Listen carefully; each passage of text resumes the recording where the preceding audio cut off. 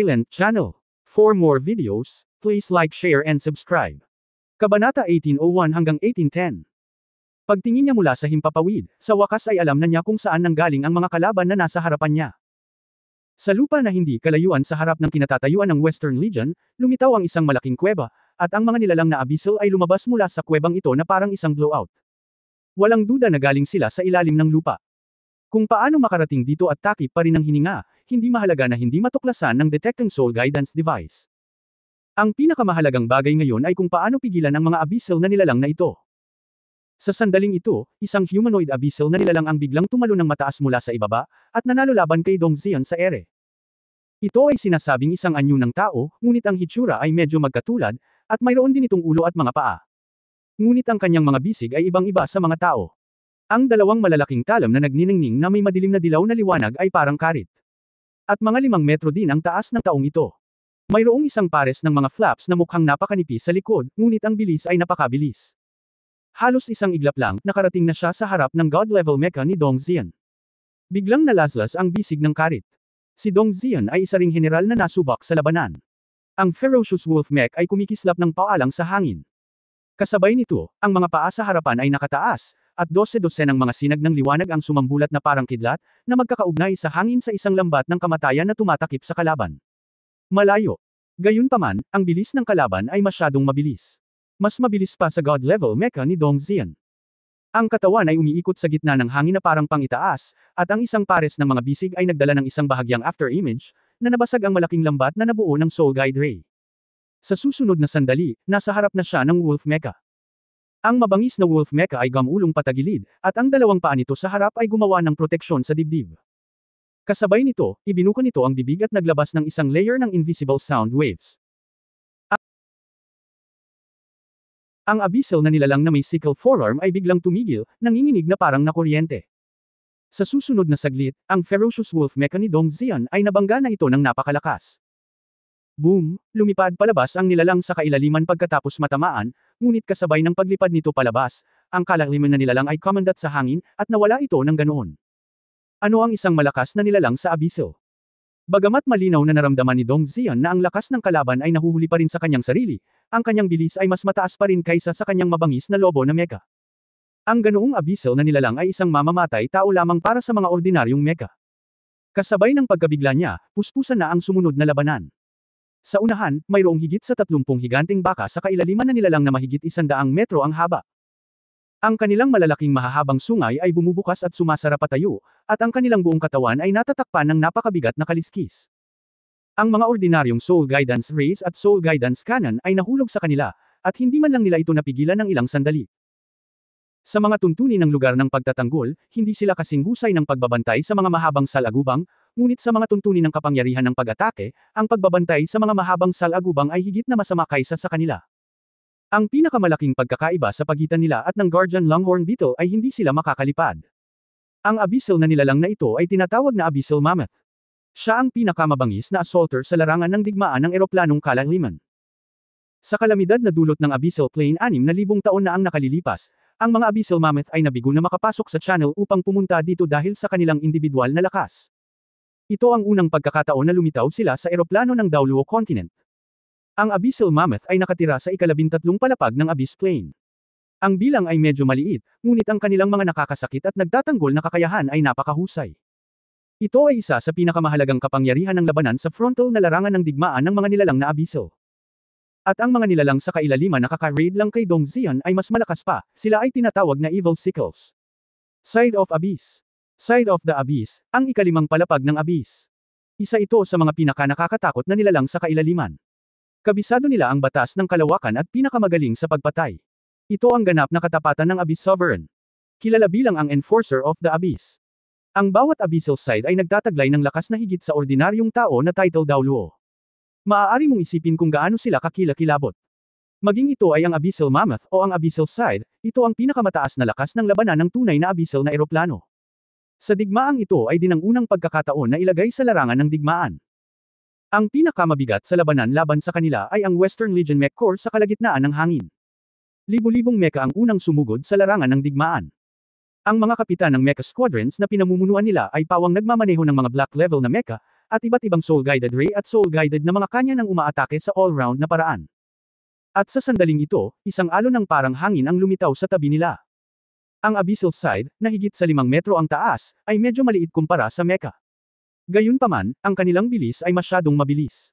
Halos mahilaw na. Halos sa sandaling kumislap ang ilaw, ang isa sa mga Mecha ay naputol sa baywang at nahulog mula sa langit. Mahigit sa 30 Abyssal Sides ang naging mga makinang pangpatay sa himpapawid, at saan man sila dumaan, ang mga Mecha ay nahulog mula sa langit na parang dumplings. Sa lupa, nagbanggaan ang mga Abyssal Mammoth, ngunit hindi sila ang nagdulot ng malaking pinsala. Ito ay ang lahi ng basalyo na sumusunod sa kanila, ang kalaliman na Mantis. Ang laki ng mga Abyssal Mantis na ito ay medyo katulad ng sa mga Mantis, ngunit hindi eksaktong pareho. Ang Mantis sa Daoluo Continent World ay payat, mabilis, at maaaring lumipad. Ang mga Abyss Mantis na ito mismo ay walang mga pakpak, ngunit mayroon din silang makapal at malalakas na hind limbs upang tumalon. Ang bawat Abyss Mantis ay humigit kumulang 3 metro ang haba, ngunit ang isang pares ng forelimbs tulad ng isang malaking palakol ay 2 metro din ang layo. Ang kanilang mga katawan ay matigas at makapal. Ang kakayahang tumalon ay kamanghamanghang. Ang mas nakakatakot ay ang dalas ng pag-atake ay napakabilis. Kapag ang mga Abyssal Mammoth ay lumampas sa kanilang matatag na mga depensa, ang mga Abyssal na Mantis na ito ay bamaha na parang tubig, na baliw na sisirain ang lahat ng maaaring sirain sa kanilang paligid. Ito ang tunay na nakakatakot na lugar. Napuno ng hangin ang sobrang nakakatakot na hininga. Ang buong mundo ay tila naging kulay abo-itim sa oras na ito.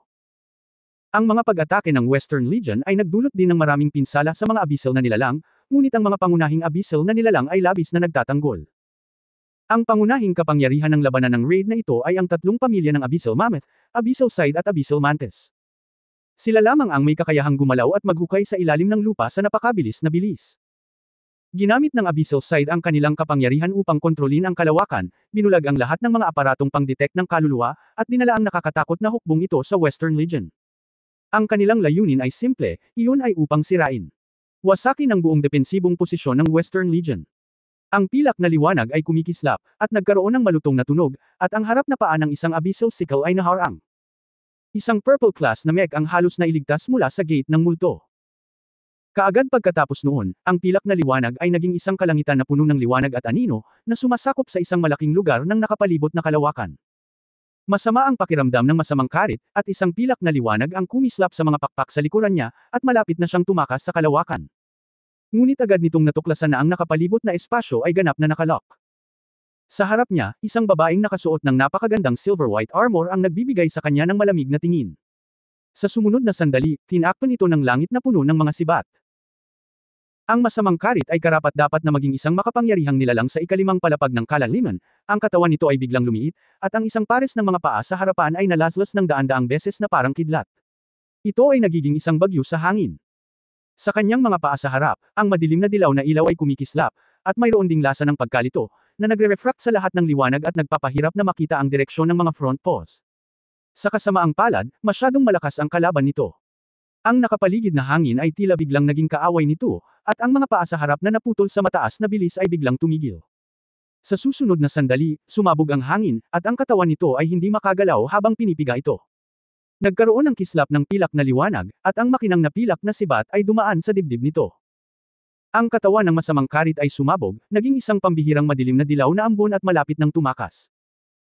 Kapag sila ay nakatakas mula sa abyssal na mga nilalang ng antas na ito, hindi lamang sila makakatakas gamit ang lakas ng kalaliman sa kanilang sarili, ngunit maging ang kanilang mga isip at kamalayan ay maaari ding makatakas kasama ang mga kaluluwang kanilang ginawa. Pagkatapos ng muling pagsilang, ito pa rin ang magiging orihinal na sarili. Sayang nga lang at nasa harapan niya ang Silver Dragon Spear. Ang sibat ay nanginginig, ang pilak na puyo ng tubig ay nabuo mula sa manipis na hangin, at ang madilim na dilaw ay nilamon sa isang sandali.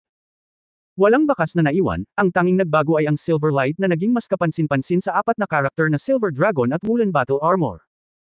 Ang kanang pakpak ng dragon ni Guyana ay pumutok, at ang kanyang katawan ay umikot ng napakabilis sa hangin, na iniiwasan ang epekto ng dalawang masamang karit mula sa magkabilang panig. Sabay-sabay. Isang kakaibang 6 na puntos na bituin ang lumitaw sa kanyang paanan. Sa 6 na sulok nitong 6-pointed star, iba-iba ang kulay ng bawat sulok. Ang mga ito ay asul na kumakatawan sa elemento ng tubig, pula na kumakatawan sa elemento ng apoy, sayang na kumakatawan sa elemento ng hangin, dilaw na kumakatawan sa elemento ng lupa, at ang pilak ng katangian ng espasyo at ang ginto ng katangiang liwanag. 6 na elemento ang namumulaklak, Yinlong Town. Parang malamig ang bibig ni Guyana. Sa susunod na sandali, ang buong kalangitan ay naging marahas na nabaluktot. Sa likod niya, dahan-daang lumabas ang isang malaking silver dragon. Isa itong malaking silver dragon na may haba na higit sa 1 kilometro. Nang lumitaw ito, halos lahat ng mga mata sa larangan ng digmaan ay nasa malaking silver dragon. Kaagad pagkatapos, itinaas ni Guyana ang silver dragon spear sa kanyang kamay. Sa susunod na sandali, ang silver dragon ay biglang bumagsak, naging makikinang na mga ilaw na pilak na bumagsak mula sa langit. Tulad ng isang bulalakaw, nahulog ito sa posisyon ng Western Legion sa ibaba. Boom, boom, boom, boom, kung saan dumaan ang pilak na ilaw, ito ay parang isang carpet bombardment. Ang bawat silver light ay tila isang maliit na silver dragon na may hininga ng 6 na elemento. Hindi lang sila napakabilis. Ang mas nakakatakot ay ang bawat isa sa kanila ay tila may mga mata, at damapo sa mga nilalang sa kailaliman na may walang katulad na katumpakan. Kapag nakipag-ugnayan na sa mga nilalang sa abyssal, agad itong magbubunga ng isang maliit na pagsabog, na gagawing mga agos ng hangin ang mga nilalang sa abyssal. Ang mas kakaiba pa ay ang pilak na ilaw na sumabog ay agad na naging 6 na kulay na pinaghalong puyo ng tubig, na talagang sumisipsip ng abyssal na enerhiya, na pinipigilan silang makatakas. Halos sa isang sandali, mahigit 3,000 iba't ibang nilalang ang nahulog sa ilalim ng Silver Dragon Town na ito. Quasi-God. Ang sinaunang Dongfeng na kakabasag lang ng abyssal side sa kanyang harapan, ay walang pakialam na ang abyssal energy ng abyss side ay tumakas ng napakabilis, habang pinagmamasdan ang mga mata ni Guyana na puno ng takot. Oo, parang Diyos. Ang mala-Diyos lang ang makakapaglabas ng napakalakas na kapangyarihan sa pag-atake sa isang iglap. Paano kaya ito? Si Chenggu Dongfeng ay puno ng pagkabigla sa sandaling ito. Pagdating sa harapan sa pagkakataong ito, lahat ng Chenggu clan ay dumating na, ngunit kahit si Chenggu ay hindi pa nakikita kung kailan talaga naging maladyo si Guyana. Ito ay isang maladyos.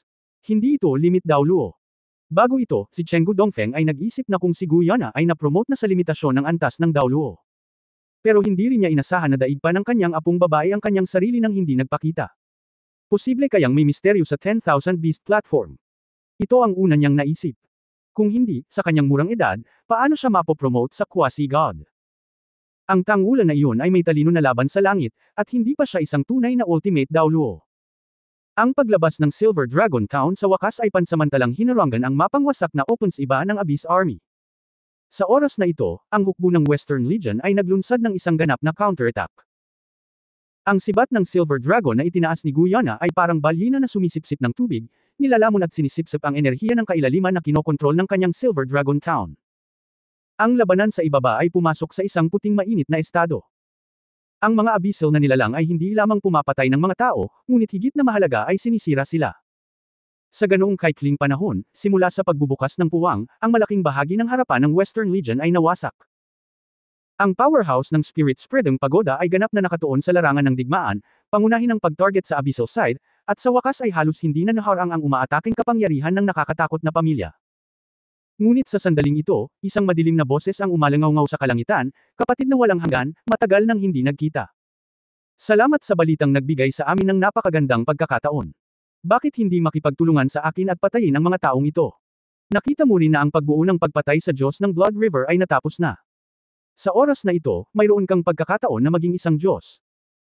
Sa ilalim ng mahinang berdeng ilaw, ang Ghost Emperor ay nakaupo na naka-cross-legged sa malaking bungo, dahan-daang pumailanglang palabas ng butas sa ibaba.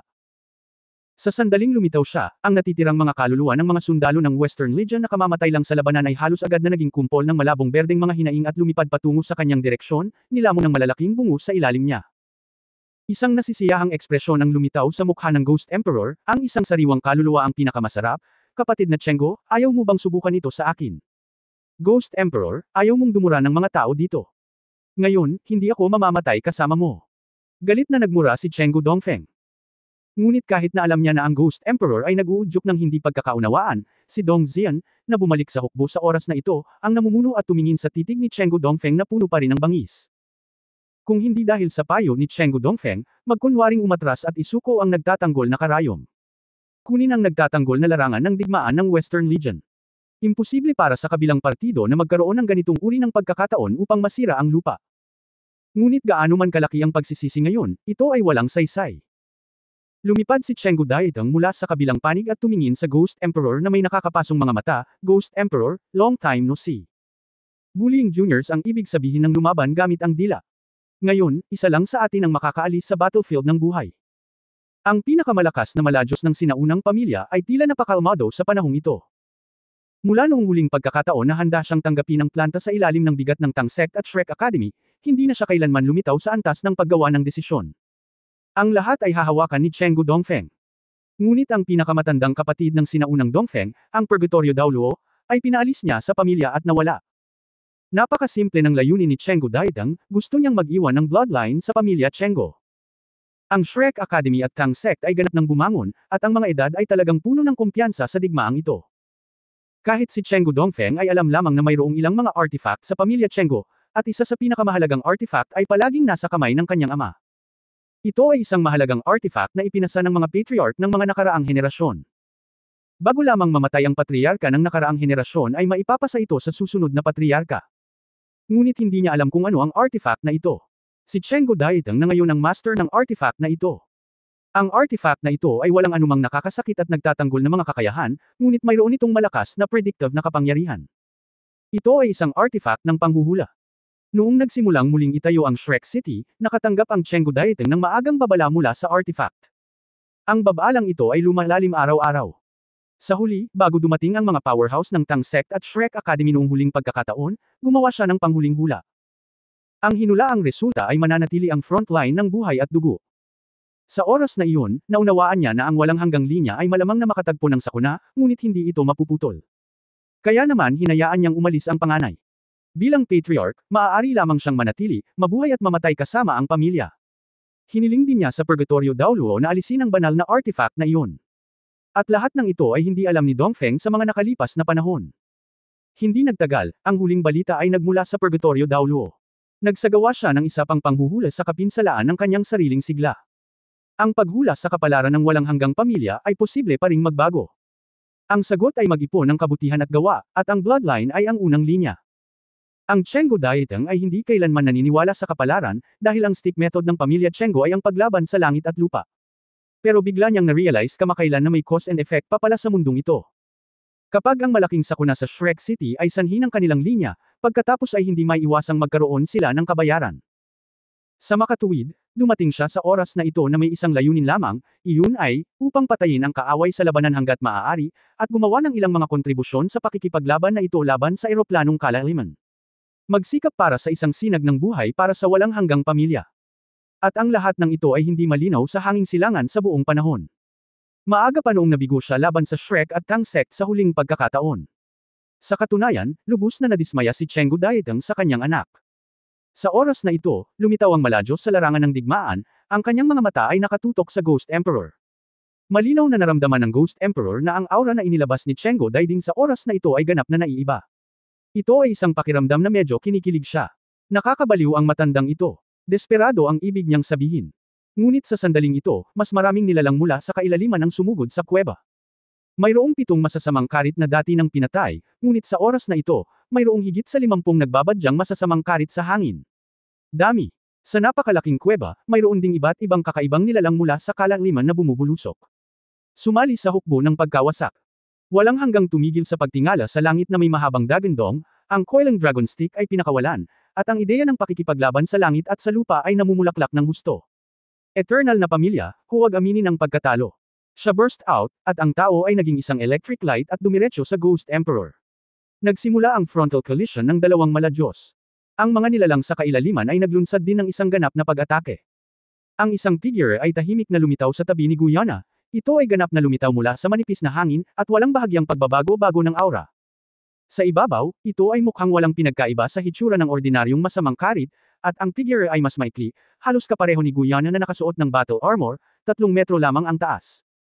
Gayunpaman, ang mga front paws ng masamang karit na ito ay hindi madilim na dilaw, ngunit ipinakita bilang isang kakaibang maliwanag na dilaw. Sa isang galaw lang, nakarating na ang mga front paws sa pares ng dragon wing sa likod ni Guyana. Sa lakas ni Guyana, hindi man lang niya natuklasan ang pagkakaroon nito bago siya naputol. Ngunit sa sandaling ito, tahimik na lumitaw ang isang figure sa likod ni Guyana, isang pares ng makapangyarihang mga kamay ang bumukas, at hinawakan niya ang halos hindi masisirang pares ng mga front paws ng masamang karit ng may katumpakan. Isa itong medyo may edad na lalaki na may simple at gwapong anyo. Nang takpan niya ng kanyang mga kamay ang pares ng karit, bumuhos ang hininga ng takot. Malinaw mong makikita kapag malapit ka. Ang masamang karit na ito ay hindi lamang hugis tao, ngunit mayroon din itong mukha na pag-aari ng isang tao, na mukhang medyo gwapo.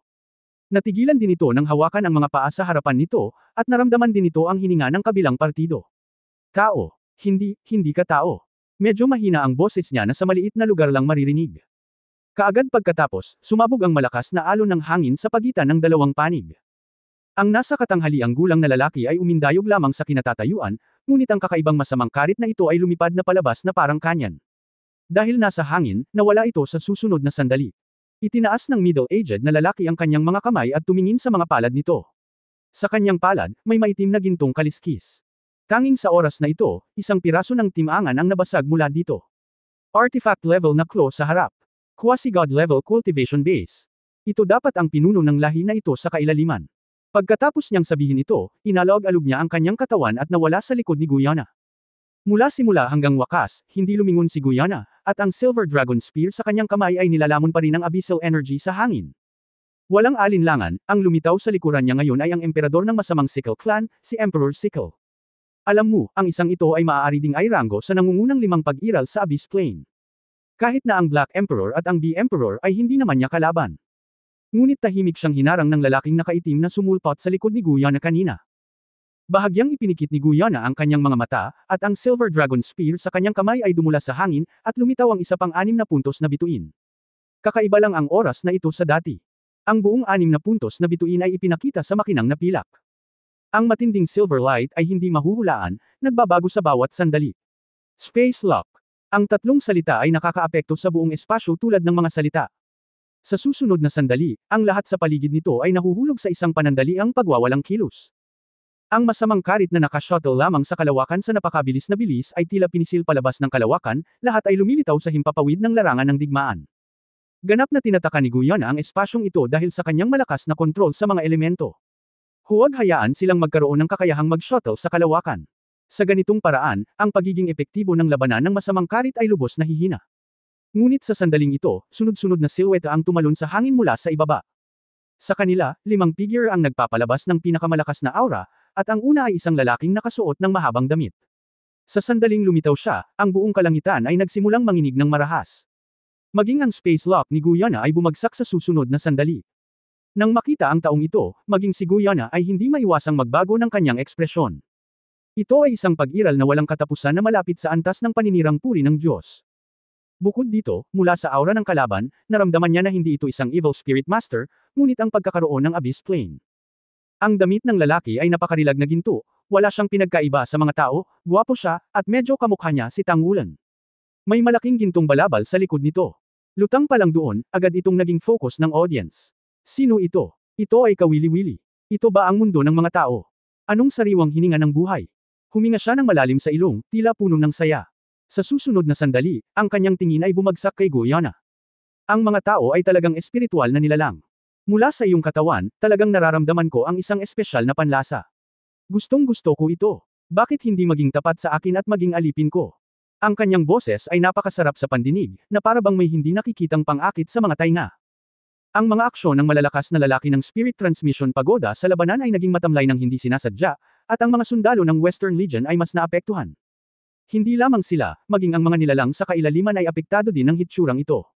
Maraming abyssal na nilalang sa lupa ang hindi sinasadyang yumuko, gumagapang sa lupa, hindi gumagalaw. Makikita kung gaano kataas ang posisyong ito sa eroplanong kalaliman. Pansamantala ring naghiwalay ang banggaan ni Chenggu Daiteng at Ghost Emperor. Nagulat din ang parang Diyos ng Spirit Spreadang Pagoda. Ang Lord of the Plane of Daoluo Continent ba ay mahina na sa ganoong lawak? Sa totoo lang, kahit na ang mga nilalang na nasa kailaliman ng antas na ito ay nakapasok sa kontinente ng Daoluo sa pamamagitan ng channel ng kalaliman. Ikaw lang umaasa. Dahan-daang itinaas ni Guyana ang kanyang ulo, ang kanyang mga mata ay nanlamig sa paghamak at paghamak. Ha! Isang liwanag ang kumislap sa mga mata ng lalaking nakasuot ng gininto ang damit, at ang buong kalangitan ay tila nagyelo. Ang lahat ng malalakas na tao na naruroon ay nahuhulog, at halos hindi nila makontrol ang kanilang sariling figure sa pagmamadali. Napakalakas nitong kapangyarihang pangkaisipan. Ito ay isang nakakatakot na eksena sa isang maikling panahon. Kaya lang napakalaki ng impact, lalo pa si Guyana na nakaharap sa kanya ng direkta. Gayunpaman, nanatili si Guyana sa pwesto, ang kanyang mga mata ay biglang naging vertical pupil sa sandaling ang kabilang partido ay tumitig sa kanya, at sa ilalim ng hindi nakikitang banggaan, ang kanilang mga katawan ay nanginginig. Hindi siya kapansin-pansing na paatras. Ha! Halatang nabigla ang lalaking nakasuot ng gintong damit. Ang kanyang kakayahang makarating sa Daoluo Continent Plane ay talagang isang napakahirap na gawain, na kumukonsumo ng maraming mapagkukunan at enerhiya.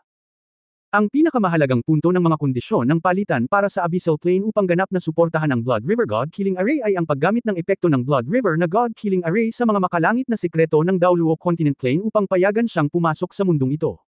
May isip kung gaano kalaki ang impluwensya niya sa buong eroplano.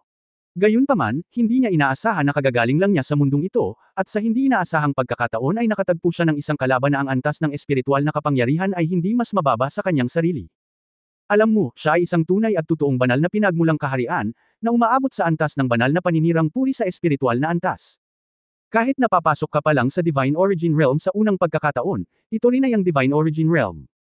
Hindi ba ito nangangahulugan na sa mundo ng mga tao, walang pag-iral na maaaring pumasok sa antas ng Divine Origin Realm? Anong meron? Ang dahilan kung bakit nagsimulang gumalaw ang Blood River Killing the Gods Array ay dahil sa kanyang pagdating.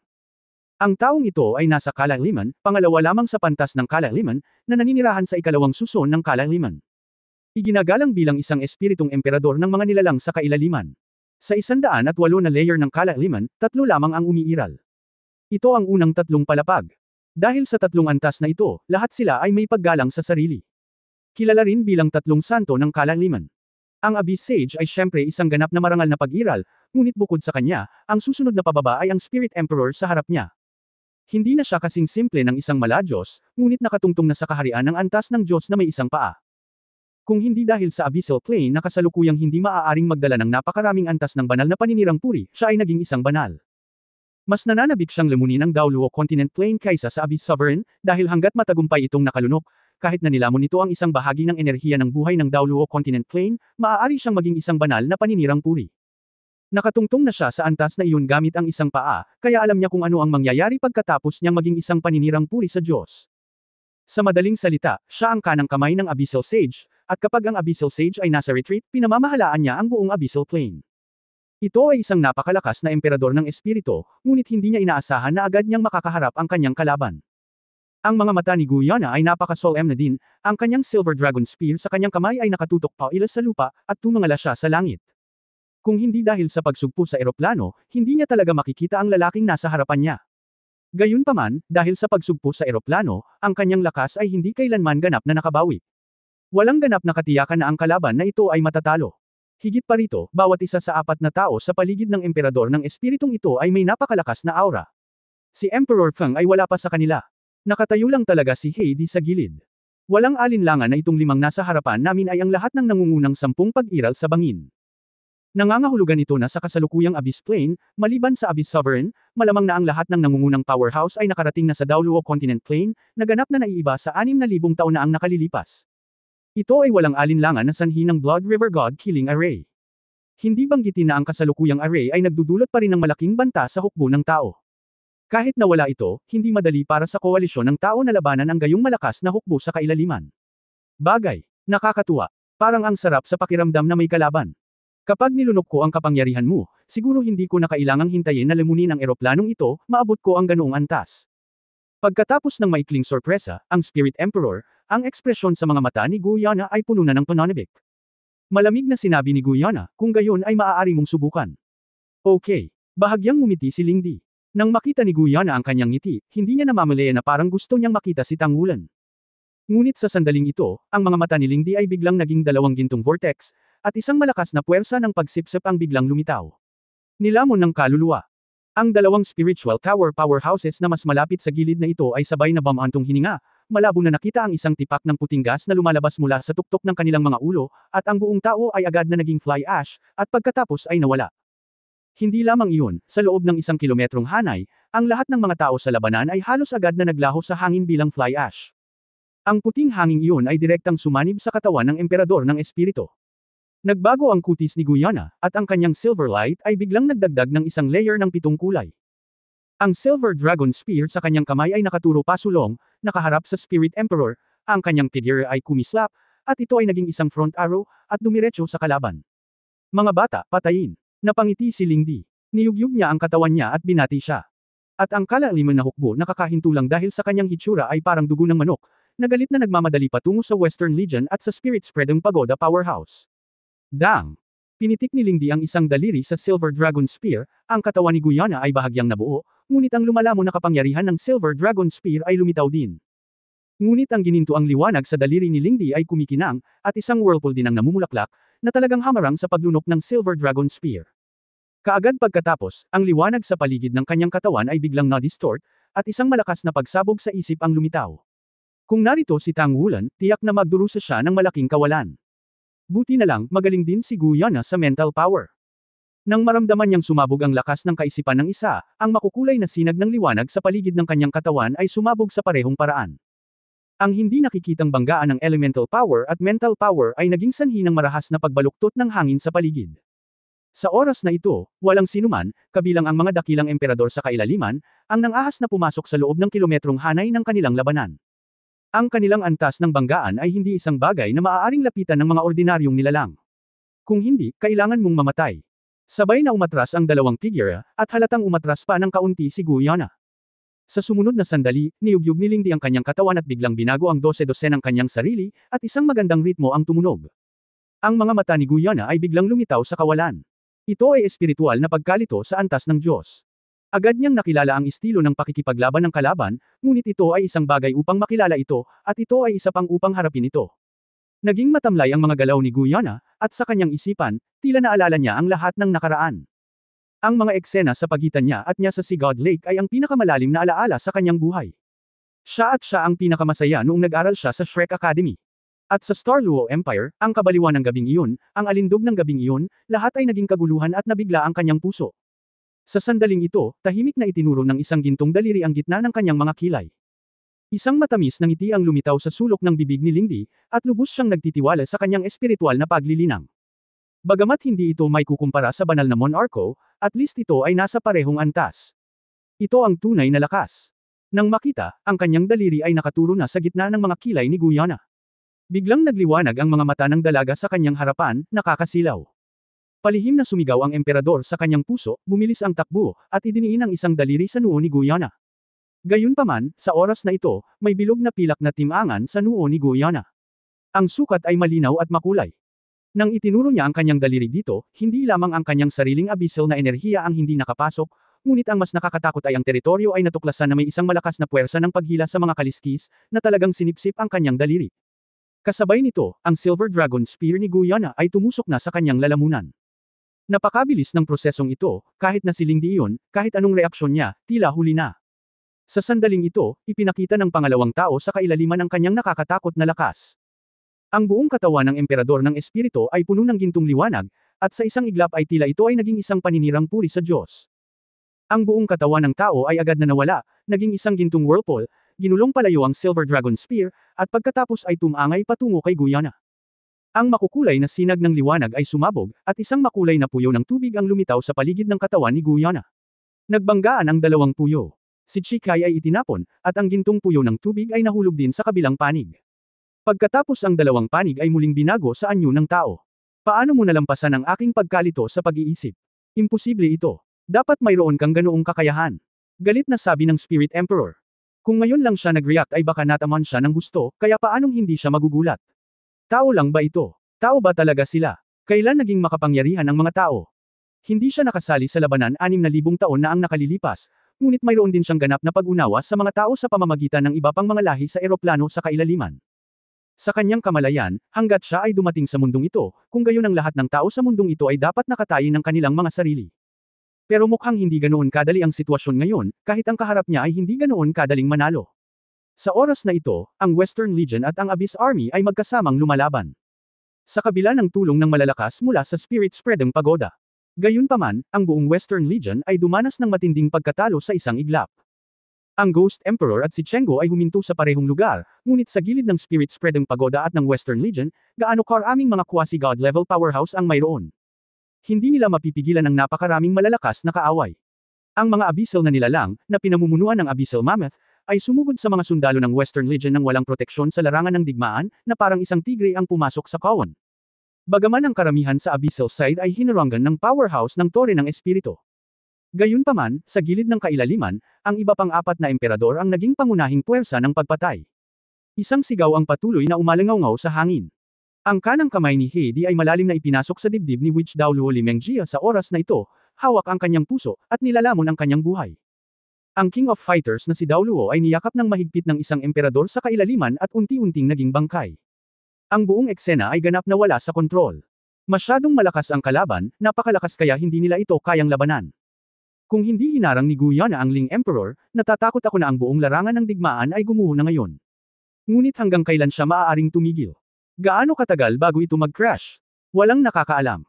Mula sa hitsura ng hukbo ng kailaliman hanggang sa kasalukuyan, ito ay talagang tumagal lamang ng higit sa 10 minuto. Masyadong maikli ang prosesong ito. Matapos mawala ang posisyon ng Western Legion, mabilis itong bumagsak. Sa sandaling ito, isang mahabang dagandong ang umalangaw sa kalangitan, at isang malaking gintong liwanag ang tumawid sa kalangitan na parang isang mundo. Kasabay nito, sumunod din ang isang malakas at walang kapantay na aura, na sumugod sa malakas na hukbo ng kailaliman. Sa wakas ay dumating ang mga reinforcement. Matapos matuklasan na hindi tama ang sitwasyon, bumalik kaagad sina Yu Guanzi at Chen Xinji sa punong tanggapan ng Central Army Corps at nagsimulang magpadala. Ang hukbo ay hindi na ipadala ng napakabilis, ngunit ang malalakas ay sapat na upang dumating. Naramdaman na ito ni Tang Wulan nang magsimulang magbanggaan sina Guyana at Lingdi. Siya at si Guyana ay palaging may pakiramdam na may kakayahang kumonekta sa isa't isa. Malinaw niyang nararamdaman na si Guyana ay nakaharap sa isang malakas na kaaway. At ito ay isang pambihirang kaaway. Paanong hindi nababalisa si Tang Wulan kapag naantig ang pinakamalambot na bahagi ng kanyang puso? Kaya mabilis siyang lumipad sa unang pagkakataon. Ang pagsunod sa kanya, natural ang mga makapangyarihang tao ng Tang Sect at Shrek Academy. Nakita ni Tang Wulan ang espiritong emperador sa tapat ni Guyana sa isang sulyap, at agad na naramdaman ang nakakatakot na aura na malayo sa mga ordinaryong tao. Sa kanyang mga pakpak na pumapapak sa likod niya at ang kanyang figure ay kumikislap, siya ay nakarating na sa gilid ni Guyana. Dumating siya, at natural na ganoon din ang naramdaman ni Guyana. Nang makita ang gintong figure na bumababa sa tabi niya sa sandaling iyon, bahagyang nag-iba-iba ang kanyang mga mata. Okay ka lang ba? Ang boses ni Tang Wulan ay nag-aalala. Marahang umiling si Guyana.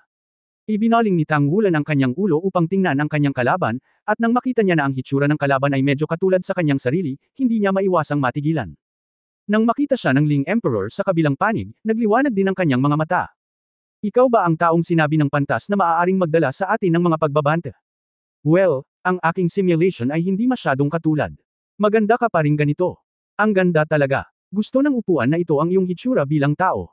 Habang nagsasalita, ang mga kalamnan sa mukha ni Lingdi ay nagsimulang manginig ng kakaiba, ngunit sa isang iglap, ito ay naging kapareho ng mukha ni Tang Wulan. Ngunit sa dulo ng kanyang mukha ay nagbago, bahagyang nagbago din ang kanyang mukha, dahil malinaw niyang naramdaman ang malakas na aura ng mga makapangyarihang lalaki na sumunod kay Tang Wulan. Ang pagdating ng Extreme Daoluo ay napigilan ang mga manunood sa isang iglap. Pansamantalang itinaboy ang ilang emperador sa kailaliman. Pinatatag ang eksena. Hinawakan ni Yali ang katawan ni Witch Daoluo Limengjia, at alam niya ang lahat sa sandaling matanggap niya ito. Bagamat ang dalawang panig ay dating nakatayo sa magkabilang panig, lahat ay tao, at kapwa babae na may pamagat na Daoluo.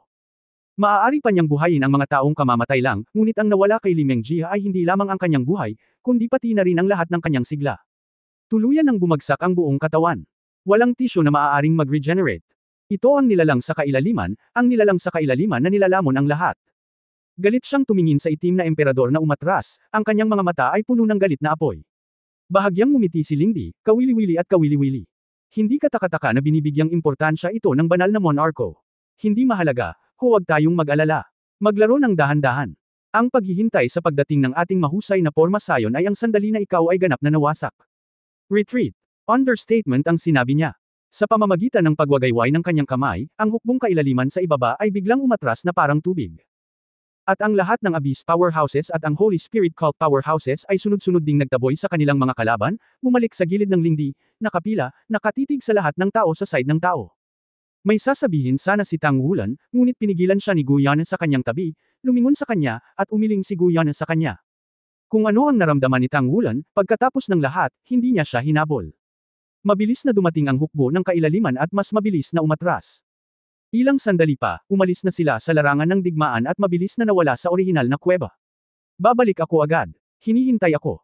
Ang espiritong emperador na kamukhang kamukha ni Tang Wulan ay nagpakita ng masamang ngiti sa kanyang mukha, at biglang umikot ang hangin sa kanyang katawan. Sa susunod na sandali, siya at ang isang grupo ng mga eksperto sa Abyssal at ang The Holy Spirit ay nagtuturo na ang malalakas ay naglaho sa hangin. Ang malakas na presyon ng kaisipan sa hangin ay hindi pa ganap na nawala hanggang sa sandaling ito.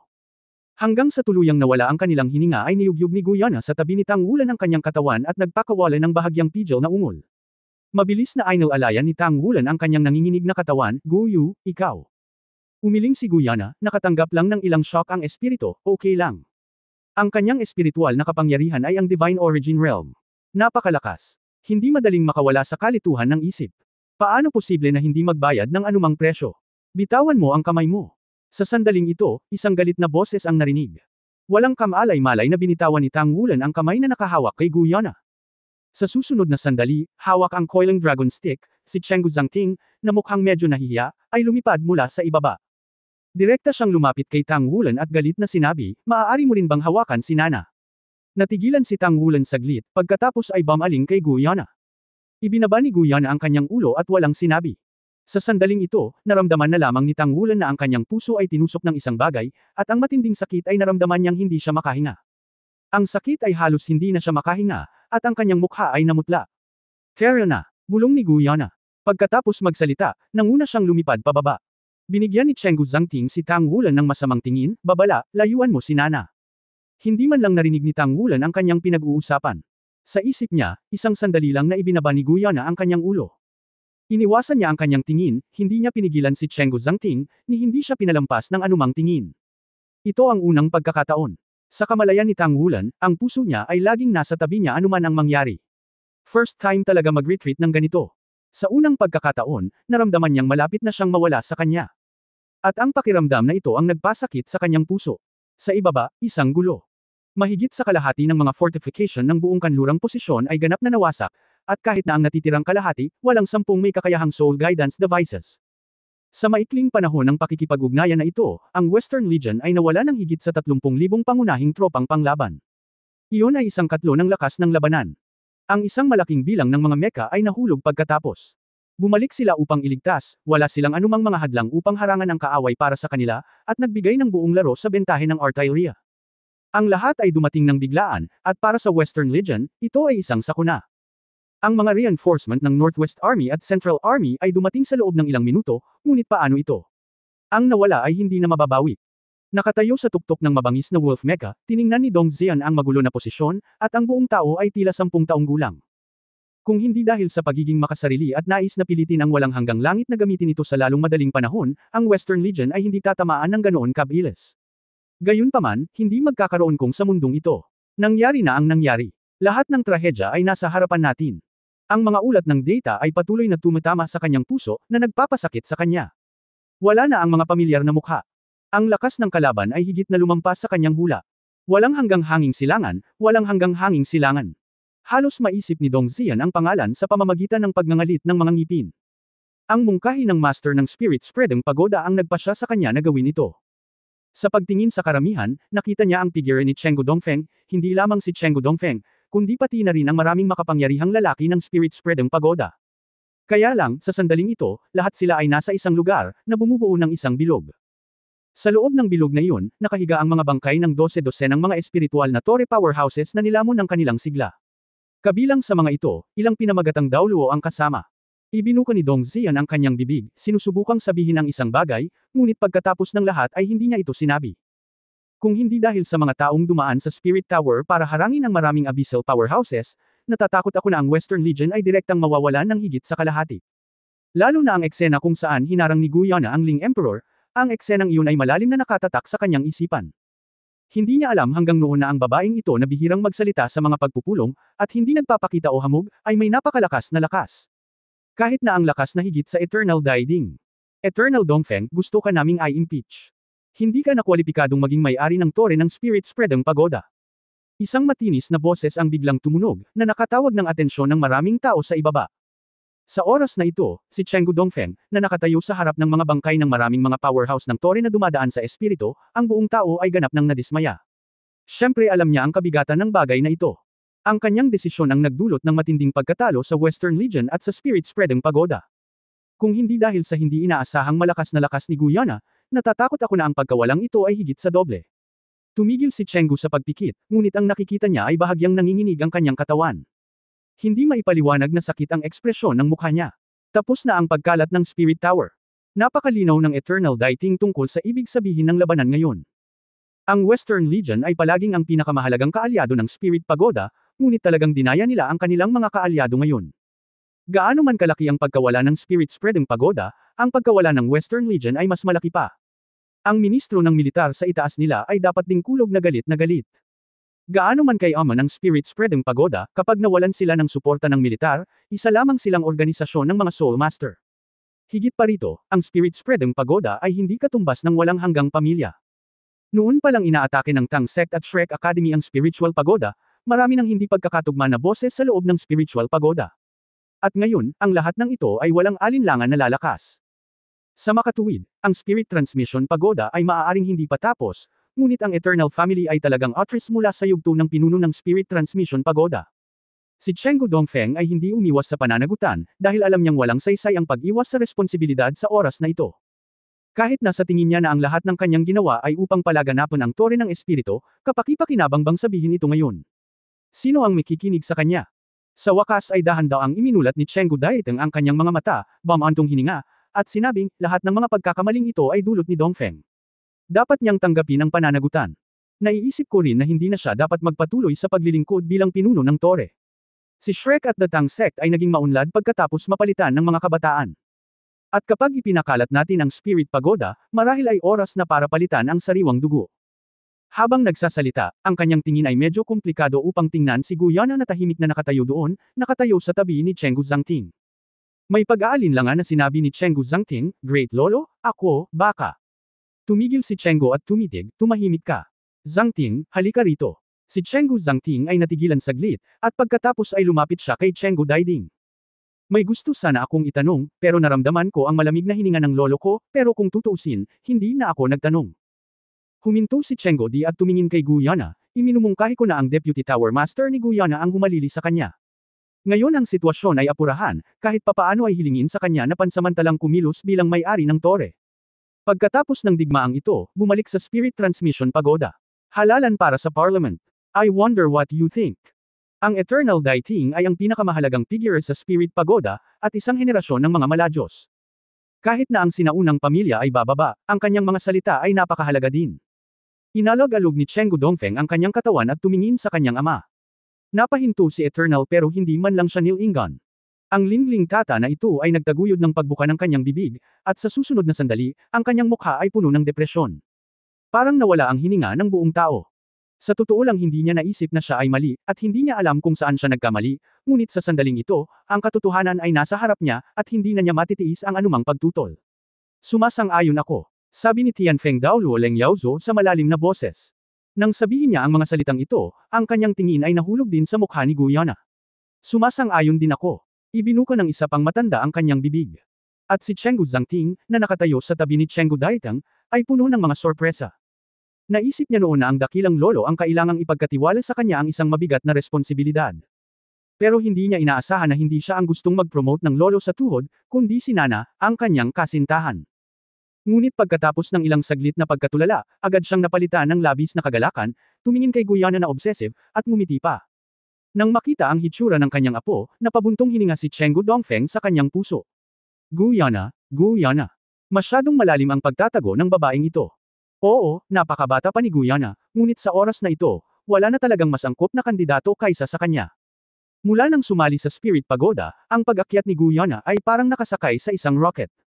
Gayunpaman, ito ay dala rin ng kanyang sariling kakayahan at lakas. Kung gusto mong mabilis na ma-promote sa Spirit Pagoda, ang unang bagay na kailangan mong gawin ay linangin ang iyong sarili. Ang cultivation base ay direktang nakaugnay sa posisyon. Ito rin ay isang mahalagang paraan para ma-promote si Guyana sa mga unang taon. Umaasa sa kanyang patuloy na pagpapabuti pagkatapos mag-aral sa Shrek Academy, patuloy siyang na-promote. Hayaan siyang magkaroon ng napakagandang posisyon sa Spirit Spreading Pagoda sa murang edad. At ang talagang nagbigay daan sa kanya na makapasok sa mataas na antas ng larangan ng paningin at nagsimulang maglakad sa core circle ng Spirit Transmission Tower ay ang matagumpay na pag-unlad ng One Ian Soul Spirit. Bagamat gumawa lamang si Guyana ng ilang pagbabago batay sa orihinal na pananaliksik noong panahong iyon, ang pagbabagong ito ang nag-iwas sa paglihis na ginawa ng 10,000 Year Soul noon at sa wakas ay matagumpay na nagawa.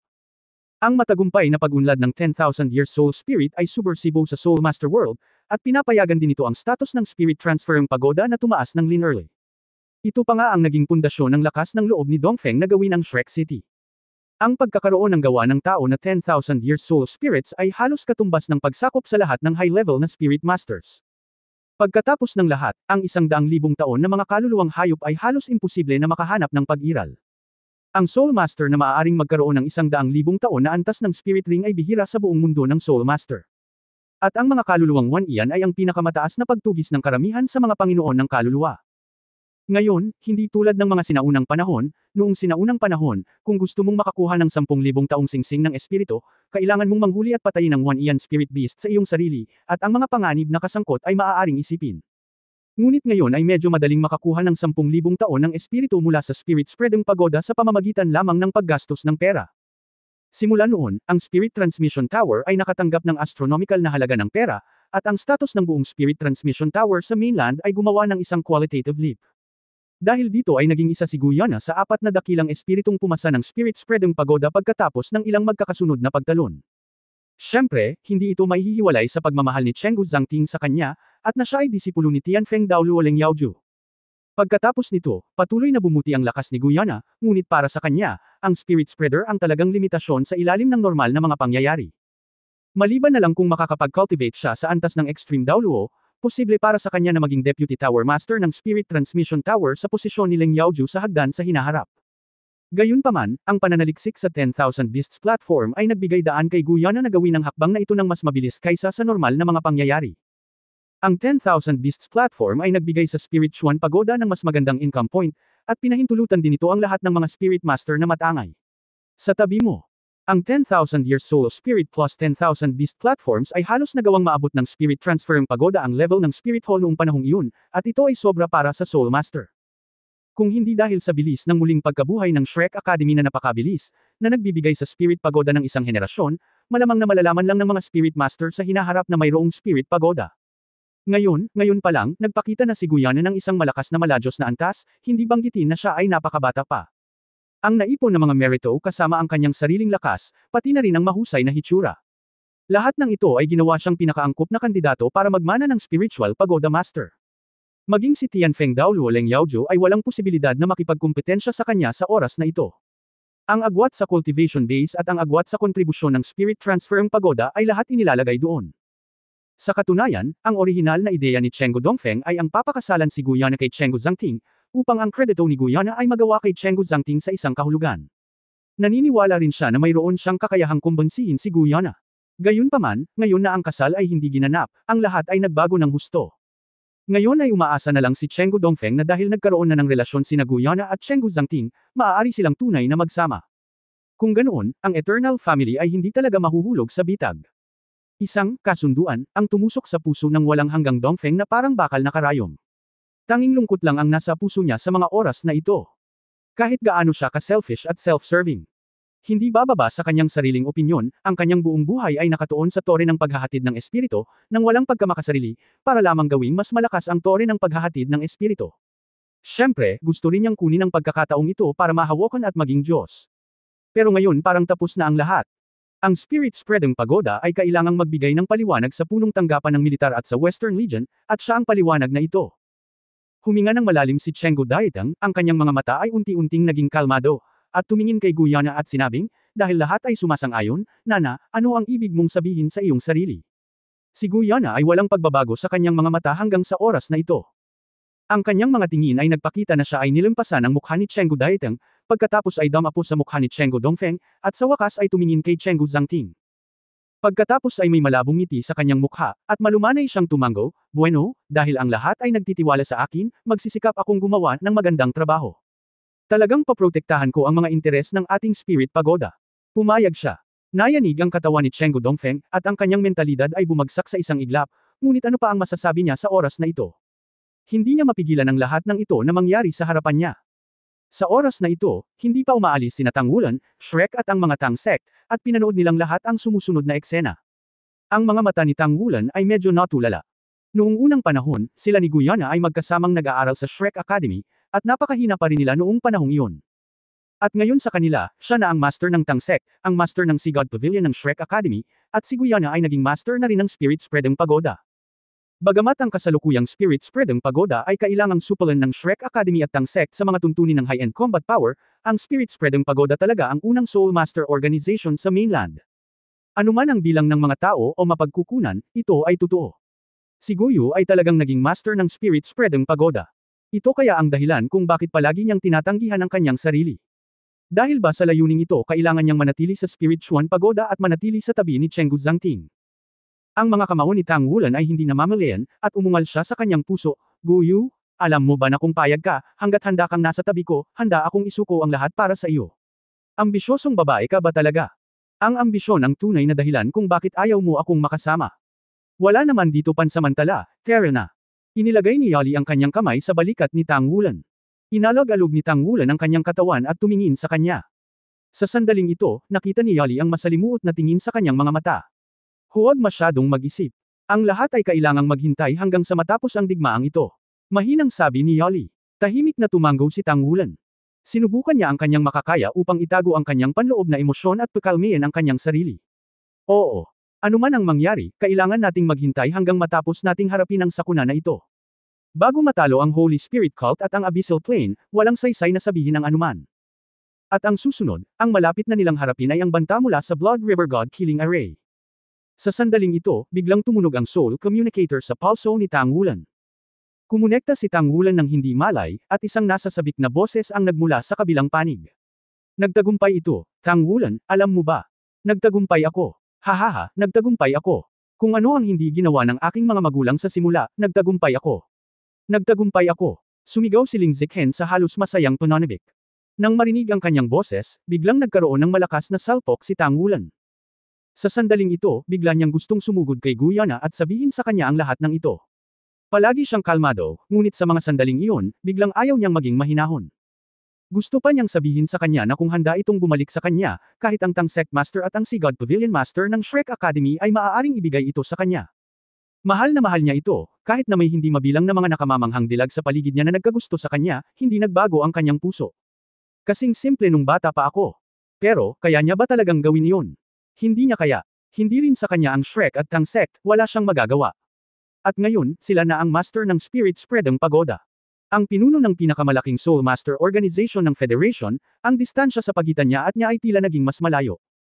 Sa sandaling ito, si Guyana, nakaka-assume lang sa posisyon ng Spirit Transmission Pagoda, ay biglang nagtaas ng ulo at lumingon para tingnan si Tang Wulan sa ere.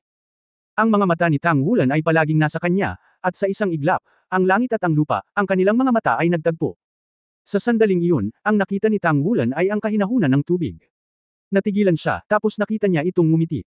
Ito ay isang ngiti na puno ng nakapapawi at lubhang komplikadong mga damdamin. Sa kanyang ngiti, tila may libu-libong bagay. Sa sandaling ito, si Tang Wulan ay biglang nakaramdam ng isang uri ng pagliliwanag, nagising mula sa dati niyang sakit at mahirap na pag-iisip. Hindi niya ginawa iyon dahil sa pagnanais ng kapangyarihan. Hindi siya, at hindi ito ang problema niya. Sinabi ni Tang Wulan sa kanyang sarili na may malaking katiyakan sa kanyang puso, dahil bigla niyang napagtanto ang isang problema. Kung si Guyana ay talagang isang taong may matinding pagnanais para sa kapangyarihan, kung talagang umalis siya para sa kontrol ng espiritual na tore, kung gayon paano siya nahulog sa kanya noong una.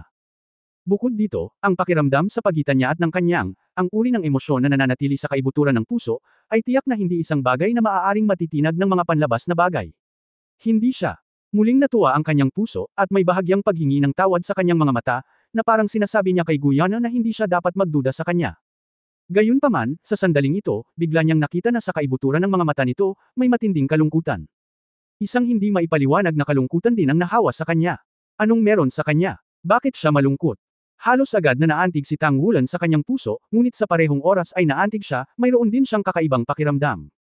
Tila pagkatapos ng pagkakatitig sa oras na ito ay hindi na lumiit ang distansya ng dalawa, ngunit medyo malayo. Tara na. Hinayla ng Holy Spirit Daoluo si Tang Wulan saglit, at sabay-sabay na umalis ang Shrek Academy at ang malalakas na tauhan ng Tang Sect. Naka-recover na si Dong Xian sa oras na ito, at wala siyang sinabi. Pinadalhan lang siya ni Yu Guanzi ng isang komunikasyon, na sinasabi sa kanya na tutulungan siya ng Central Army at Northwest Army na muling itayo ang ilang mga kuta sa lalong madaling panahon. Sa sandaling ito, ang madugong ilog ng God Killing Array sa di kalayuan ay dahan-dahan pa rin at steady, dahan-daang lumalapit at lumalapit dito. Unti-unting nagdilim ang langit, at nilamon na ng gabi ang liwanag. Tanging ang lilang itim sa di kalayuan ay unti-unting umuusad na parang kurtina sa langit. Ang mga elite na sundalo ng Western Legion ay nakaramdam ng kaunting kaguluhan sa oras na ito. Ang moral ng pinakapiling hukbo ay bababa ng husto pagkatapos makaranas ng ikatlong bahagi ng pinsala sa labanan. Higit pa rito, ang oras na kinuha para sa pinsalang ito sa labanan ay napakaikli. Ang lakas ng kalaban ay ganap na nabasag ang kanilang kumpiyansa, at ang buong Western Legion ay bumagsak sa halos walang pagtigil na kapaligiran sa sandaling ito. Si Dong Xian ay nasa headquarters ng labanan, na pansamantalang itinayo. Sa command center, lahat ng mahahalagang general sa ilalim ng kanyang utos. Para sa kinatawan ng Spirit Spreading Pagoda, walang sinuman mula sa Chenggu clan, tanging ang Silver Dragon na si Daoluo Guyana. Nandoon pa rin ang bagong pinuno ng Spirit Spreading Pagoda. Una sa lahat, sa ngalan ng Legion, salamat sa iyong tulong at suporta. Tumango si Dong Xian kay Guyana. Sa anumang kaso, ang isang Maladyos ay ganap na karapat-dapat sa paggalang. Kung hindi niya hinaranggan ang Spirit Emperor at hayaan ang kakilakilabot na pag-iral na iyon na ganap na ipakita ito, malamang na ang buong Western Legion ay tuluyan ng gumuho. Tumango si Guyana nang walang sinasabi. Huminga ng malalim si Dong Xian, labis akong nalulungkot para sa mga sundalong namatay. Wala na akong sasabihin. Pagkatapos ng digmaang ito, mag-isa akong pupunta sa korte ng militar. Ang desisyon ko ang humantong sa pagkatalo na ito. Gayunpaman, hindi na ako handang bumalik. Maliban kung ang Abyssal Plane ay ganap na naitaboy, ako, si Dong Xian, ay hinding-hindi ko babalikan ang lahat ng ito, at hinding-hindi ko sila tatalikuran. Mas kwalipikadong hilingin sa iyo. Pagkasabi noon ay napapikit siya sa sakit. General, huwag mong sabihin yan. Kung hindi dahil sa iyo, wala tayo sa kinalalagyan natin ngayon. Sa aming palagay, ang iyong desisyon noon ay walang ginawang masama. Lahat ay ginawa para sa pagsasaalang-alang ng Legion. Ginawa mo ito para sa kapakanan nating lahat. Nagdesisyon. Ang desisyon mo ay desisyon nating lahat. Kaya, kahit na hindi mali, kapatid, kung sino ang gugustuhin mo. Para lumaban hanggang kamatayan, sasamahan ka namin hanggang kamatayan. Tumayo ang isang mayor na general, pangit ang itsura, pero puno ng bakal at dugo ang aura. Mariin niyang sinabi ang mga salitang ito. Ha! Tumayo ang lahat ng mga general na naruroon. Sumpa na mabubuhay at mamatay kasama ang Legion. Ang tinig ng bawat kawal ay puno ng pagsinta, at wala ni isa sa kanila ang nag-alinlangan. Halos biglang nabasa ang mga mata ni Dong Xian. Tumayo din siya. Sa isip niya, hindi niya maiwasang alalahanin ang lahat ng nakaraan.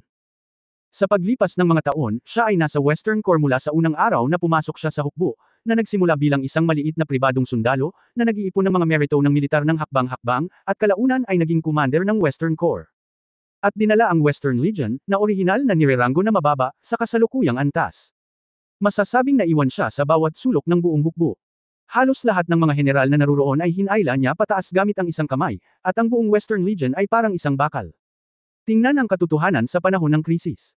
Sa sandaling ito, naramdaman niyang sulit ito, at sulit siya sa lahat ng mga taong ito ng pagsusumikap para sa Western Legion. Mabuti. Mabuhay ng magkasama at mamatay ng magkasama. Para sa Federation. Para sa Federation. Lahat ay umuungal na parang landslide at tsunami. Ang hukbo ay natipon, ang Central Army at ang Northwest Army ay lahat ay nagtipon sa direksyon na ito. Upang maiwasan ang biglaang pagliko ng kaaway, ang dalawang hukbo ay nagpadala ng isang katlo ng kanilang mga tropa sa Western Army. Sa oras na ito ay nasa tabi ng saab-puno ng buhay. Tahimik ding naghintay si Tang Wulan, Shrek Academy, at ang mga tao ng Tang Sect. Naghihintay sa pagdating ng huling sandali. Si Ling Zikhen ay nakatayo sa tabi niya sa sandaling ito, at ang kanyang magandang mukha ay nagpapakita pa rin ng pananibik na hindi maitago. Ang pagbabagong walang hanggang kaharian ay matagumpay. Sa tulong ng Life Subtree, nabawi ang kanyang pagod, at napuno ng kanyang pananibik ang kanyang puso. Kung hindi dahil sa paulit-ulit na pagsasabi sa kanya ni Tang Wulan na huwag ipakita ito, at itago ng buo ang pangyayari, matagal na niya itong pinakawalan. Oo, hindi ipinakalat ni Tang Wulan ang balita. Ito ang kanyang desisyon pagkatapos makipag-usap kay Ling Zikhen at pagkatapos kay Yu Guanzi. May mga multo sa Western Legion o sa Spirit Pagoda. Kung hindi, paano makukuha ng Abyss Army ang tamang pagkakataon? Kung hindi dahil sa lakas ni Guyana na higit sa inaasahan ng lahat, natatakot ako na mas malala ang sitwasyon, at malamang na naputol na ang linya ng depensa. Sa makatuwid, tanging sina Tang Wulan, Yu Guanzi, Ruthless Daoluo at Amorous Daoluo ang nakakaalam tungkol sa pagkumpleto ng conversion ng Eternal Heavenly Kingdom. Ito ay halos ang pinakamasamang resulta ngayon, at ang powerhouse ng Abyss Plane ay marahil ang Abyss Holy Monarch lamang ang hindi darating. Ang espiritong emperador na nag-aatubili na hinarang ni Guyana noon ay napakalapit na sa pagkakaroon ng mga Diyos. Mayroon ding maraming emperador-level powerhouses. Mayroong hindi mabilang na hukbo ng kalaliman. Susunod, ang pinakamahirap na sandali ay darating, ngunit kasabay ng paghihirap, ito rin ang kanilang pagkakataon na kontrahin ang kalaliman na hukbo. Punong tanggapan. Ipasa ang utos. Ang Poseidon Corps, ang North Navy Corps, at ang Eastern Navy Corps, lahat ng long-range artillery fire preparations, lahat ng fixed-mounted soul-guided artillery shells, sa anumang halaga, ay naglalayon sa isang posisyon na 30 kilometro sa harap ng Western Legion's defense line at ilock ang posisyon. Naghihintay ng mga order. Sunod-sunod na naglabas ng mga utos si Yu Guanzi sa pangkalahatang punong tanggapan. Sa pagkakataong ito, seryoso siyang tumingin. Si Han Hai Daoluo Shenzinji ay nakatayo sa tabi niya. Buong gabi silang walang tulog, at tahimik silang lahat na naghihintay. Ito ay malamang na ang oras ng pangwakas na mapagpasyang labanan. Tagumpay at kabiguan, sa isang iglap. Sa loob ng punong tanggapan, mayroong isang solemn na kapaligiran. Ang balita ay nagmula sa Bundestag, at si Yu Guanzi ang namamahala sa lahat ng nasa front line. Isa lang ang layunin, at iyon ay ang ilayo ang kalaban sa bansa. Para dito, sa lahat ng gastos. Ang Southern Army ay bumibilis at darating sa isang araw ng hindi hihigit. Matapos matanggap ni Yu Guanzi ang autorisasyon ng Bundestag, ang unang utos na inilabas ay ang sinumang maglakas loob na umatras at agad na ituwid ang batas sa lugar. Hindi na kailangang pumunta sa korte ng militar. Milyon-milyong tropa, ang Federation ay may milyon-milyong tropa na natipon dito. Ngunit maaari mo bang pigilan ang mga nilalang sa kailaliman? Walang nakakaalam, kahit si Yu Guanzi mismo ay hindi alam. Ang distansya ay 40 kilometro. Malapit na itong makarating sa itinalagang lokasyon ng pag-atake. Ang ulat ng mga tauhan ng labanan ay umalangaw-ngaw, at ang kapaligiran sa buong punong tanggapan ng labanan ay agad na naging tense sa sukdulan. Itinaas ni Yu Guanzi ang kanyang kamay. Nang i-dial niya ang numero ng komunikasyon ay bahagyang nanginginig ang kanyang mga daliri. Para sa kanya bilang isang extreme Daoluo, ito ay isang hindi pa nagagawang sitwasyon.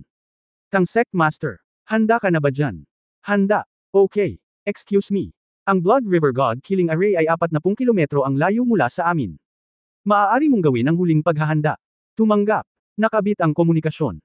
Huminga ng malalim si Yu Guanzi at nagmamadaling nagutos, lahat ng barko, lahat ng artillery fire, ay pumasok sa unang antas ng paghahanda sa labanan. I-lock ang target. Naghihintay sa aking order. Ang meka ni Ling Zikhen ay medyo naiiba sa dati. Sa dibdib, mayroong isang batong hiyas na hugis diamante na higit pa kaysa dati. Ang hiyas ay pula, nakaibahan sa pink na meka. Sa sandaling ito, ang pink na hiyas ay kumikinang at biglang tumalikod. Sa loob, ang mga bahagi ng metal na katumpakan ay lumabas, at sa wakas ay pinagsama sa isang metal na frame, at isang uso na may diameter na halos kalahating talampakan at nakausli na halos 2 talampakan ay nabuo sa kombinasyong ito. Woolen, tulungan mo akong patatagin ang pagkakabit ng baril. Nang makita ang nguso sa kanyang dibdib, ang ekspresyon ni Tang Woolen ay nagbago ng husto. Napakabaliw mo. First Level Combat Preparation. Ulitin, First Level Combat Preparation. I-lock ang target at maghintay ng mga order. Umalingaw-ngaw sa buong hilagang lupain ang umaalingaw-ngaw na tunog ng pag-ikot ng soul guidance device. Sa dagat na may maraming ice floe, ang long-range artillery fire mula sa 3 pangunahing fleets ay nakatutok lahat sa malayo. Tahimik na naghihintay. Ang lahat ay naghihintay sa mahalagang sandali na ito na dumating. Maaaring ito rin ang sandali ng buhay at kamatayan para sa sangkatauhan. Si Dong Xian ang nangunguna sa defensive front ng Western Legion sa oras na ito, at ang kanyang Blood Red Wolf mech ay kapansin-pansin. Upang malinaw na makita ito ng bawat sundalo sa Western Army. Sa sandaling ito, tanging sa pangunguna lamang mapapalakas ang moral ng Western Legion. Gamitin ang sarili mong dugo para hugasan ang mga pagkakamaling nagawa mo. Itinaas ang kanyang kamay, dinail ni Dong Xian ang komunikasyong militar sa kanyang palso. Sa kabilang panig, ang boses ni Yu Guanzi ay biglang dumating, ako si Yu Guanzi. Lao Yu. Medyo lamambat ang boses ni Dong Xian. Mataimtim na sinabi ni Yu Guanzi, kung mayroon kang sasabihin, gusto kong pangunahan ang labanan. Same time na sinabi ni Dong Xian, habang buhay na tayong naglalaban. Hindi ako umaamin ng pagkatalo. Hindi ko naramdaman na mas magaling ka sa akin. Ipinanganak ka lang na mas mahusay kaysa sa akin. Nagsumikap ako ng higit pa sa hindi mo alam. Isang hakbang. Ngunit ang laban natin ay matatapos ngayon. Hindi pa rin kita tinatanggap. May kahilingan ako. Sinabi ni Yu Guanzi, pag-usapan natin ito. Nagliwanag ang mga mata ni Dong Xian, pagkatapos kong mamatay, huwag ilagay ang pangalan ko sa haligi ng kahihiyan. Natahimik sandali si Yu Guanzi, Dong Xian, bumalik ka sa akin ng buhay. Ha, Lao Yu, mabangis na lobo, sapot ni Mage. Pagkatapos sabihin ito, ibinaba ni Dong Xian ang komunikasyon at binuksan ang kanyang Fierce Wolf mecha. Pumikit ang mecha, at dahan-daang bumukas ang mga mata ng mabangis na lobo, sumabog sa nakakatakot na malamig na liwanag na ito. Ako si Dong Xian. Makinig sa lahat ng kapatid ng Western Legion. Isumpa mong mamatay. Ako ang una. Pagkasabi nito, biglang bumaril ang kanyang mabangis na wolf mech at lumipad sa ere. Direkta itong dumating sa harapan ng buong defensive front ng Western Army. Sa Federal Army Command, pinisil-pisil ni Yu Guanzi ang kanyang kamao at sinabi sa kanyang sarili, matanda Dong, alam mo. Sa loob ng maraming taon, ikaw ang taong lubos kong hinahangaan. Tama ka. Kung wala kang magandang background, hindi ako kasing galing mo. Tinapik siya ni Chen Xinji sa balikat, kung makakaligtas ka sa pagkakataong ito, naniniwala akong hindi ka na magiging kalaban. Kundi tunay na mga kasamahan sa koponan. Ngumiti si Yu Guanzi, oo. 35 kilometro. Ang data ay nagmula sa mga tauhan ng labanan. Dumating si Yu Guanzi sa harap ng malaking screen, nakatitig sa madugong ilog na patuloy pa rin sa pagsulong sa screen. Ang emosyon ng buong tao ay naging ganap na tensyonado. At sa sandaling ito, sa itaas ng Life Subtree, ang Shrek Academy at ang maraming powerhouse ng Tang Sect ay umangat sa hangin, na lumulutang sa hangin. Mula sa kanilang posisyon, tanaw din nila ang napakalaking purple black mask sa di kalayuan. Tumango si Tang Wulan kay Ling Zikhen sa tabi niya. Ang mukha ni Ling Zikhen ay naging sobrang solemn na. Isang maliit na pink na liwanag ang kumikinang sa kanyang katawan, at ang kanyang super god level na mecha ay agad na nagmamay-ari sa kanyang katawan. Napalaya mula sa suporta ni Tang Wulan, siya ay nasuspine sa hangin mag-isa. Pinuprotektahan ng lahat si Zi Chen at maghanda para sa labanan. Sigaw ni Tang Wulan sa malalim na boses. Bagamat karamihan sa mga tao ay hindi alam kung ano ang kanyang gagawin, ang kanyang mga salita ay utos sa oras na ito. Ang mecha ni Ling Zikhen ay medyo naiiba sa dati. Sa dibdib, mayroong isang batong hiyas na hugis diamante na higit pa kaysa dati. Ang hiyas ay pula, nakaibahan sa pink na mecha. Sa sandaling ito, ang pink na hiyas ay kumikinang at biglang tumalikod. Sa loob, ang mga bahagi ng metal na katumpakan ay lumabas, at sa wakas ay pinagsama sa isang metal na frame, at isang uso na may diameter na halos kalahating talampakan at nakausli na halos 2 talampakan ay nabuo sa kombinasyong ito. Wulan, tulungan mo akong patatagin ang pagkakabit ng baril. Nang makita ang nguso sa kanyang dibdib, ang ekspresyon ni Tang Wulan ay nagbago ng husto. Napakabaliw mo. Nang makita ang eksenang ito, paanong hindi niya maintindihan ang ginawa ni Ling Zikhen? Inilalagay niya ang walang hanggang langit sa kanyang super god class na mecha. Ito ang naging pangunahing baril ng mecha. Ngunit ang bagay na ito ay isang bambang oras lamang, sa sandaling ito ay sumabog. Si Ling Zikhen ay malamang nawala na kahit isang cell na natitira. Ngumiti si Ling Zikhen at sinabing, ang oras ay apurahan. Hindi ko kailangan ng aking mech bilang gun mount. Huli na para baguhin ito. Sa tingin mo ba ay napakadaling bagay? Halika, pumunta ka sa likod ko at tulungan akong patatagin ang pagkakabit ng baril. Ang pag-urong ay magiging napakalakas. Handa ka na. Hindi lang si Tang Wulan, ngunit lahat ng tao sa paligid niya ay nagbago sa ekspresyon. Tungkol sa mga bagay tungkol sa walang hanggang kaharian, kahit na hindi ka nakilahok dito, maaari mong hulaan ng kaunti. Sa sandaling ito, ipinaliwanag na ng mukha ni Tang Wulan ang lahat. Gagamitin ng babaeng ito ang kanyang katawan bilang isang kuta para ilunsad ang lubhang nakakatakot na pag-iral na ito. Ang walang awa na Daoluo at Amorous Daoluo ay tumingin kay Ling Zikhen, ang mga ekspresyon sa kanilang mga mukha ay napakaganda, hindi nila inaasahan na si Ling Zikhen ay napakabaliw. Ang paggamit sa sarili bilang isang gun mount ay katumbas ng paglipat ng walang hanggang kaharian sa kanyang mecha, at ang mecha mismo ay nakabatay sa kanyang katawan. Sa isang kahulugan, ang kasalukuyang walang hanggang langit ay ganap na sumama kay Ling Zikhen. Siya ay isang ganap na nagwawasak humanoid na sandata. Ang bawat siyentipiko ay may kabaliwan na bahagi. Walang duda na ang kabaliwan ni Ling Zikhen ay higit pa sa karamihan ng mga siyentipiko. Pabayaan ang mga panganib na kakaharapin niya sa proseso ng pagsasama. Kahit ngayon, ang lakas ng walang hanggang langit, kahit bilang isang kuta, kaya ba niya itong mapaglabanan? Ito ang katapusan ng bagay, kahit na mayroong anumang hindi kasiyahan sa kanya, wala itong anumang kahulugan sa oras na ito, maaari mo lamang gawin kung ano ang kanyang sinabi. Tinitigan siya ng masama ni Tang Wulan at sumigaw, lahat ay umatras hanggang 5 kilometro ang layo. Tayo na. Habang nagsasalita, niyakap niya ang baywang ni Ling Zikhen mula sa likuran, at ang dalawa sa kanila ay sabay-sabay na pumailan lang sa hangin, sumugod sa hangin, na humiwalay sa pagitan ng puno ng buhay. Tumawa si Ling Zikhen, natatakot ka ba?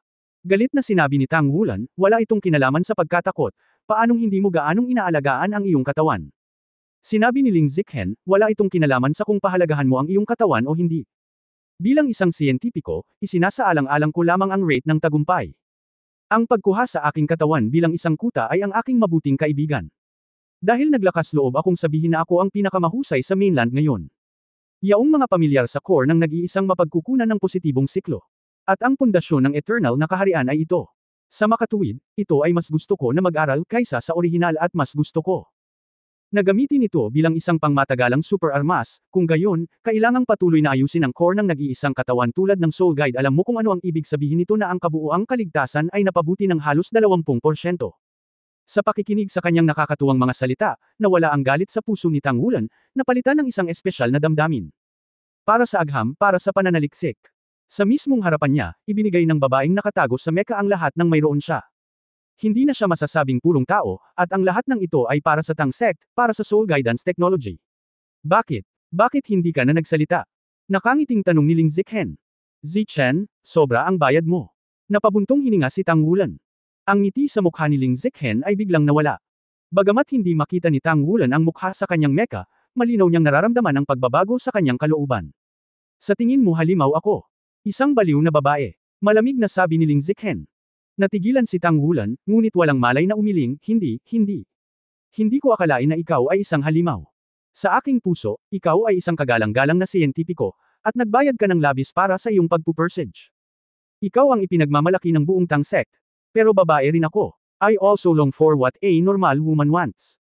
Kahit paminsan-minsan ko lang naaalala, babae pa rin ako kung tutuusin. Ang kanyang boses ay biglang nabulunan, at ang pagtaas at pagbaba ng mga emosyon bago at pagkatapos ay medyo natigilan si Tang Wulan. Biglang sumigaw si Ling Zichen, handa nang ilunsad ang Eternal Heaven Cannon. Tang Wulan, patatagin ang cannon mount. Ang puso ni Tang Wulan ay nanginag, ang kanyang mga mata ay nagliliyab ng banal na liwanag.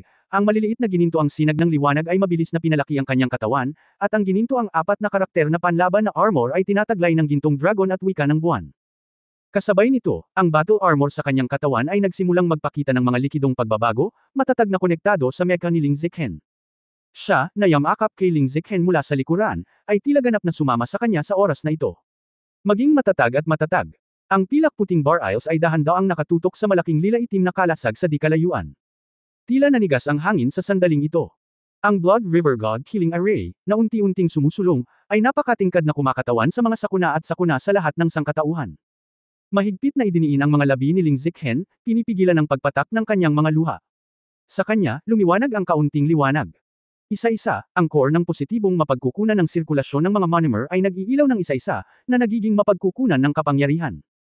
Sa harap ng kanyang dibdib, isang halo ang lumiwanag, iyon ay isang siksik na bilog ng mga mapagkukunan, sila ay konektado ng magkasama sa isang kakaibang ngunit maindayog na paraan, na naglalabas ng isang hindi pa naganap na nakakatakot na kapaligiran.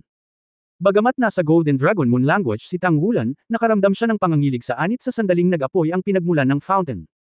Nanginginig ang buong katawan, puno ng hindi maipaliwanag na pakiramdam.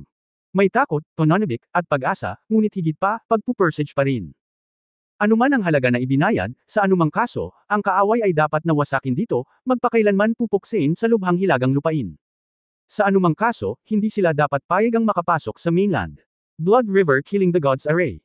Sa malaking channel ng Kalaliman, isang grupo ng mga figure ang patuloy na bumulwak, na naging bahagi ng malaking pormasayon. Ang bawat isa na lumabas ay ang pinakamataas na pag-iral sa mga nilalang na abyssal. Sa ganap na pagkumpleto ng Blood River God Killing Array, ang Abyss Channel ay nakanlungan ng Blood River God Killing Array, hanggat maaari mula sa pagsugpo mula sa Daoluo Continent Plain.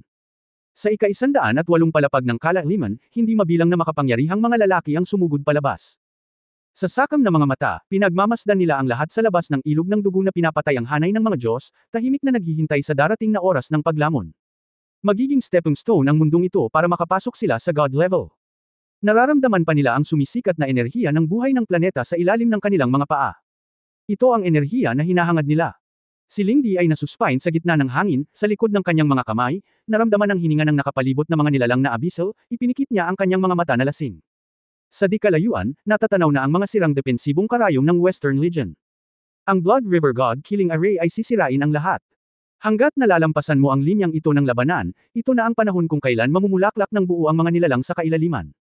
Lahat sila ay ilalabas at ilalabas sa bawat sulok ng mundo, na ibabalik ang pinakadalisay na enerhiya sa buhay.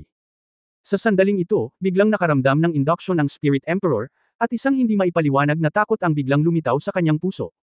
Ang kanyang espiritual na kapangyarihan ay tunay na isang Diyos level na pag-iral, isang tunay na Diyos pangunahing kaharian. Kapag nagkaroon ng krisis, mararamdaman mo ito sa unang pagkakataon. Biglang nagangat ng ulo at tumingin sa isang direksyon. Sa madilim na gabi, maliit na liwanag lang ang nakikita ko sa di kalayuan. Ngunit ang liwanag na lugar na ito ang pinagmulan ng takot sa kaibuturan ng kanyang puso sa mga oras na ito. Ano ito? Sa sandaling nakaramdam siya ng pananakot, ang lahat ng mga powerhouse ng maladyos na antas sa ilog ng dugo na pumapatay sa mga Diyos ay nagtaas din ng kanilang mga ulo at tumingin sa direksyon na iyon. Gulat na gulat ang ekspresyon ng lahat. Walang nakakaalam kung ano ito, ngunit malinaw na nararamdaman nilang lahat ang nakakatakot na aura na parang pressure sa tuktok ng Mount Tai. Ang emperador ng multo ay halos sumigaw, hindi, ito ang walang hanggang kaharian ng langit, mabilis na harangin ito. Hindi natin dapat hayaang bambahin ito ang malaking labanan. Paanong hindi malalaman ng banal na espiritu ang walang hanggang kaharian ng langit? Sa simula, ang Ghost Emperor ay gumagamit ng dalawang nakapirming nakamount na soul-guided na artillery shell na pumapatay sa Diyos na Byumamba sa Shrek City. Hinding-hindi niya makakalimutan ang tagpo ng pagkawasak. At ang Eternal Heaven ay higit na nakahihigit sa dalawang iyon, ang pinakamalakas na God-killing level fixed-mounted soul-guided artillery shell. Ito ay isang maalamat na pag-iral sa buong Federation. Ito rin ang pinakamahalagang sandata ng Federation. Hindi inaasahan ng Ghost Emperor na maaalis ng Confederation ang walang hanggang kaharian bago paganap na magsimula ang digmaan. Ang kanyang mga tagaloob ay hindi nakatanggap ng balita na ang Eternal Heavenly Kingdom ay nahulog sa mga kamay ng Tang Sect at Shrek Academy. Ang Ling Emperor ay sumigaw, hayaan ang Demon Sovereign na simula ng malaking porma sayon at hayaan ang ating mga tao na lumabas. Ang Blood River God Killing Array ay hindi lamang hindi makakapasok mula sa labas, ngunit hindi rin makalabas mula sa loob. Ito ay isang ganap na nakapaloob na malaking array na kailangang espesyal na buksan upang makalabas. Ang espiritual na kapangyarihan ng Ghost Emperor ay namumulaklak, halos kasama ng espiritong emperador, na nagpapadala ng mensahe sa tao sa kailaliman ng kalaliman. Sa sandaling ito, sa napakalaking altar, sabay ding nagmulat ng mga mata ang nababalot ng lila-gintong liwanag.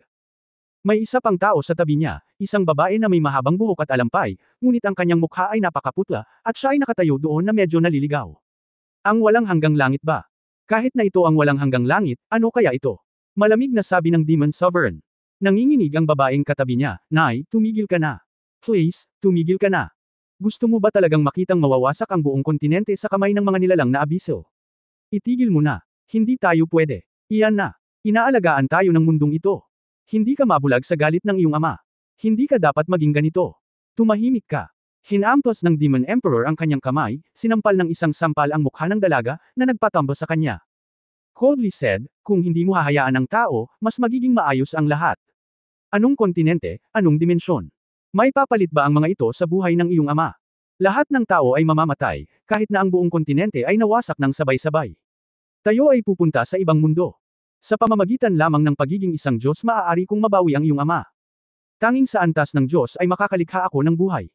Bumagsak sa lupa ang dalaga, umaagos na ang dugo sa gilid ng kanyang bibig, ngunit puno ng determinasyon at tiyaga ang kanyang mga mata, gayunpaman, napakaraming tao ang namatay para maging Diyos ka. Bagamat hindi kami tao, gayon din ang mga tao. Buhay. Napakaraming buhay ang nawala dahil sa aming paghihiganti. Magdusa ka sa paghatol ng Diyos. Heavenly Scourge. Ha. Kapag napatay ang tatay mo, paanong hindi ma-censor ang kalaban na iyon? Paano ang salot? Ang eroplano ng Lord of the Daoluo Continent ay walang entidad. Hanggat kaya kung maging Diyos, iiral ako sa parehong antas nito. Hindi naman kung sino ang hahatulan ng mga Diyos. Ang walang hanggan langit. Haha, ang walang hanggang langit. Umalangaw-ngaw ang masayang tawa sa bangin. Kasabay nito, iwinagayway ng Demon Emperor ang kanyang kanang kamay, at isang serye ng mga runang kumikislap. Sa itaas ng madugong ilog sa labas ng pagbuo ng pagpatay sa Diyos, isang pinto ang nahati sa magkabilang panig. End of this chapter.